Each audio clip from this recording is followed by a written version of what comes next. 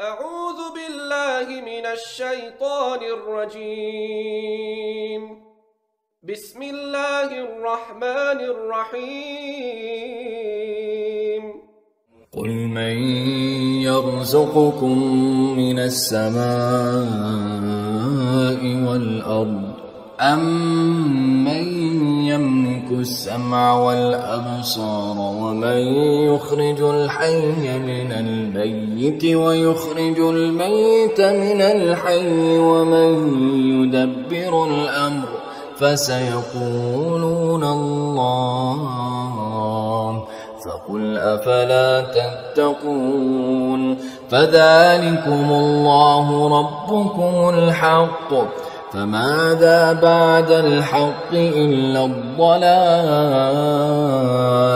فأنى تصرفون كذلك حقت كلمة ربك على الذين فسقوا